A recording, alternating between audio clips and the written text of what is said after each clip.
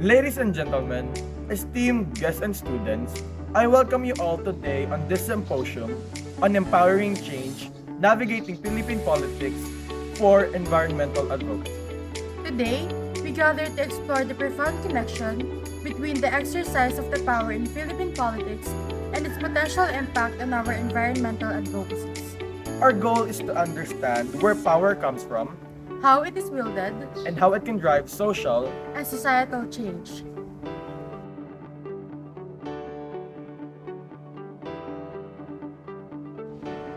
Our country operates under a democratic system with three main branches of government: the executive, legislative, and judicial. The presidents lead the executive branch, while the Senate in the House of Representatives makes up the legislative branch. The judiciary interprets and parses the laws. Understanding those structures is crucial for anyone who wishes the negative and political landscapes effectively. Now, let's delve deeper into the intricacies of Philippine politics. The executive branch is headed by the president, who is both the head of state and government. The president is elected for a single 6-year term and plays a central role in shaping the country's policies and governance. Moving on the legislative branch, we have the Senate and the House of Representatives. The Senate consists of 24 members elected nationwide, while the House of Representatives has 237 members representing specific geographical districts. These two bodies are responsible for crafting and passing laws that affect the daily lives of the Filipinos. In addition to these core institutions, it's important to note that Philippine politics is characterized by a multi-party system, with various political parties and alliances vying for power in elections. Understanding the role of these parties and how they align with the broader political landscape is key to comprehending the dynamics of our democracy. As we continue our discussion, we'll explore the unique challenges and opportunities within this political landscape and how it impacts the lives of our fellow citizens. Thank you.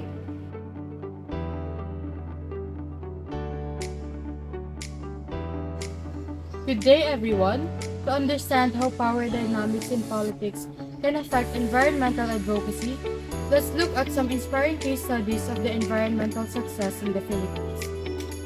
We'll examine campaigns against destructive mining, reforestation efforts, and other initiatives that achieve remarkable results. These stories reveal the impact of power dynamics and advocacy outcomes. One remarkable example is a successful campaign against destructive mining in sensitive ecological areas. Through the collaboration of environmental organizations, local communities, and support from concerned policymakers, this coalition managed to halt destructive mining operations, preserving the environmental and safeguarding the livelihoods of the local residents. Another compelling case study is a reforestation effort that transformed a barren landscape into a thriving forest ecosystem. This initiative showcased the power of grassroots movements, where dedicated individuals and communities work together to restore and protect their natural surroundings. These stories demonstrate that environmental advocacy is not only about raising awareness, but also about navigating the intricate web of political power, influence, and decision-making. It's about engaging with policymakers, mobilizing communities, and building alliances to drive positive change. As we delve into these case studies, we'll learn valuable lessons about how persistence, strategic advocacy, and effective engagement with political stakeholders can lead to environmental success. This lesson can serve as a source of inspiration and guidance for future environmental advocates. Thank you for being a part of this discussion.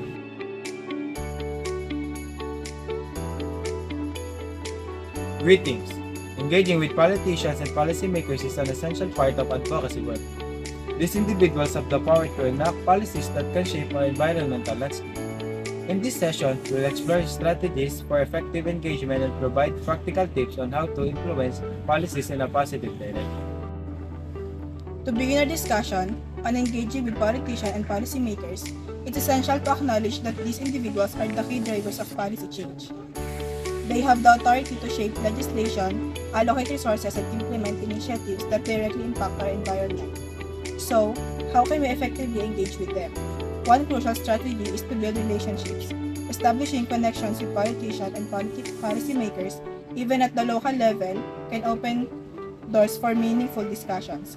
These relationships are built on trust, transparency, and a shared commitment to environmental sustainability. Another important aspect is effective communication. Advocates should convey their concerns, objectives, and evidence-based arguments clearly and concisely. By articulating the importance of environmental issues, we can help policymakers see the significance of taking action. Additionally, understanding the legislative process, the decision-making structure, and the political climate is vital. It allows advocates to navigate the system effectively and identify strategic points for intervention. Throughout this session, we'll learn from experienced advocates who have successfully engaged with politicians and policymakers to bring about positive environmental change. They'll share their stories and provide practical advice on how to effectively advocate for the environment through policy influence. Thank you for being a part of this conversation.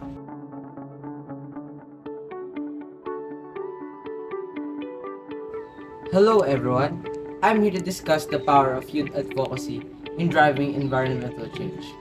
Our youth are catalysts for progress, and their energy and passion can fuel transformative action. Today, we'll hear stories of a young activist who have made a difference and learn how to, with a youth, can be the the forefront of environmental change.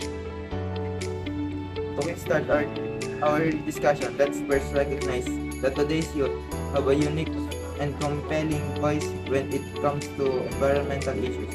Their connection to the digital age has allowed them to mobilize like never before, using social media, online campaigns, and global networks to raise awareness and advocate for change.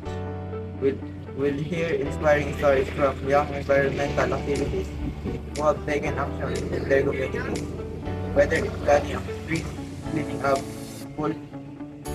polluted areas, or advocating for sustainable policies. Their stories remind us the age is not a barrier to making a difference. But why is youth advocacy so vital in the context of environmental change? Well, the answer is twofold. First, young activists bring fresh perspective and innovative ideas to the table. They challenge for the status quo and push for creative solutions to our environmental challenges.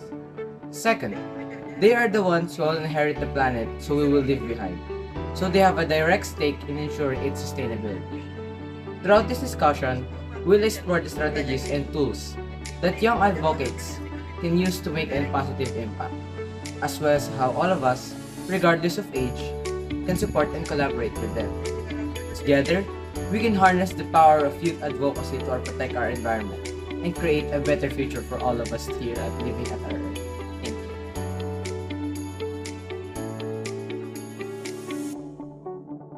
Good afternoon, everyone. Building alliances and coalitions is a powerful strategy in the world of advocacy. Collaborating with like-minded organizations can amplify our efforts and bring about positive change. We'll explore successful coalitions that have driven environmental change and discuss how you can get involved. To begin our exploration of building alliances and coalitions, it's important to understand why these partnerships are so impactful. First and foremost, they bring together a diverse range of expertise and resources. When organizations with different strengths collaborate, they can address complex issues from multiple angles, ultimately leading to more comprehensive and effective solutions. Second, alliances and coalition enhance the visibility and reach of advocacy efforts. When several organizations with reach goals join forces, they can access wider audiences, draw more attention to their causes, and influence policymakers more effectively. Let's also acknowledge that building these alliances requires trust, effective communication, and common vision. It's not just about the numbers but about the quality of collaboration and the shared commitment to create positive change. In these upcoming decisions, we will hear the experts in the field who have successfully built and maintained alliances in the pursuit of environmental advocacy. You will gain insights into how to identify potential partners, fosters productive relationship, and contribute to college efforts for, for a sustainable world. Thank you for being part of this conversation.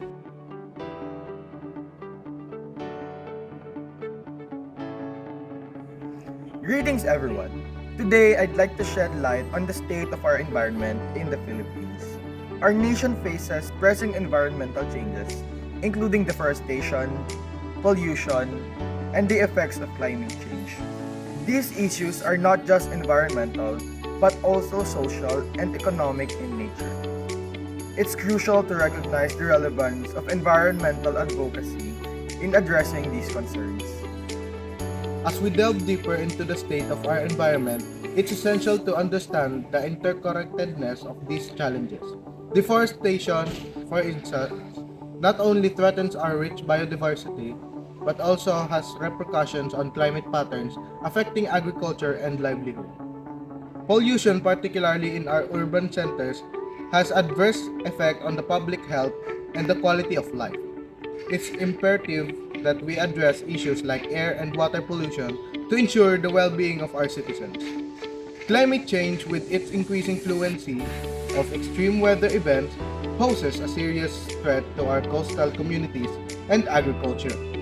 We must adapt to mitigate these impacts to safeguard our food security and the homes of our fellow Filipinos. While these challenges may seem daunting, it is essential to recognize that we have the power to make a change. Though sustainable practices, responsible governance, and collective efforts of the individuals, communities, and organizations, we can work together to protect, restore our environment. In the following discussions, we'll explore practical steps and policies to address these environmental issues and create a more sustainable and resilient future for the Philippines. Thank you for joining this important conversation.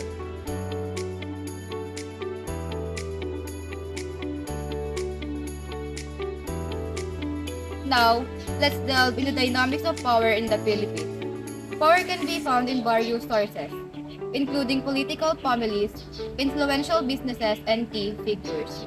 Consolidating and maintaining power is a complex process, often involving alliances and strategic decisions.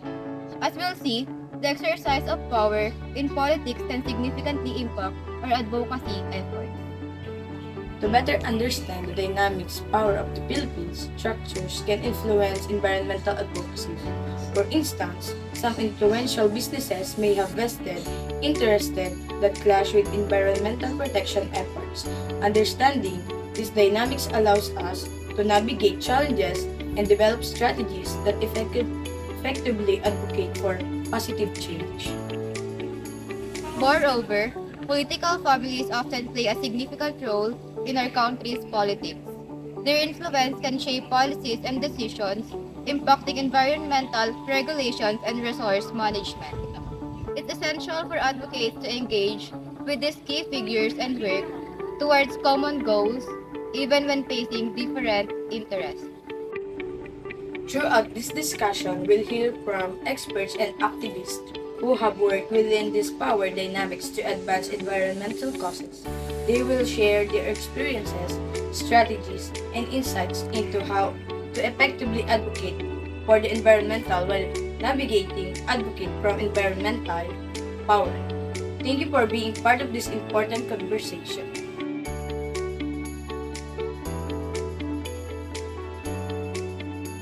Let us now hear JM and Singh, voices from the youth, sharing their experiences and their insights. Hello everyone, I'm your environmental advocate, and my journey began with the adept corner of the states of your planet. I share how I use social media to connect with like-minded individuals and mobile support of local communities. I've been involved in reforestation projects in our local community.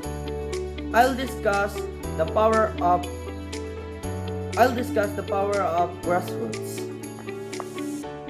movement in pushing for initiatives and how we've Engage with local authorities to resource for our for our tree plantings efforts.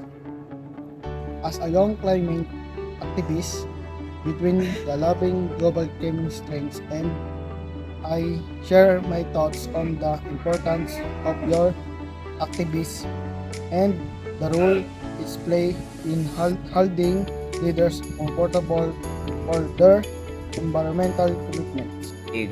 I'm an advocate for renewable energy and have been part campaigns to transition to cleaner energy sources. I'll share how the youth can work drive to adoption of renewable energy solution and combat climate change.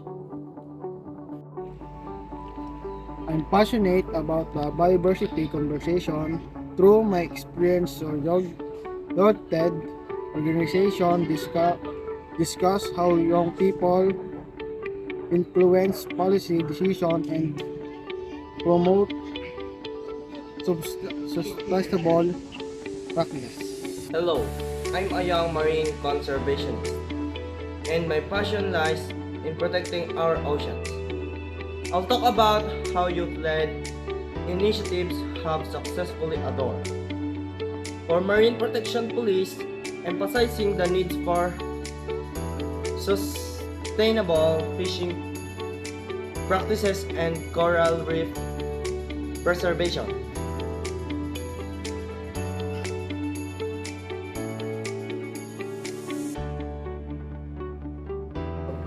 Summarizing the symposium, we've explored the relationship between political power and environmental advocacy, covering key takeaways about the Philippine political landscape, the state of the environment, and the value of allegiances and the political engagement. In closing, we thank our participants and speakers for their contributions to emphasize the importance of applying the knowledge gained. We encourage everyone to continue their environment and advocacy, engage with political structures, and work together for a sustainable future. Again, thank you.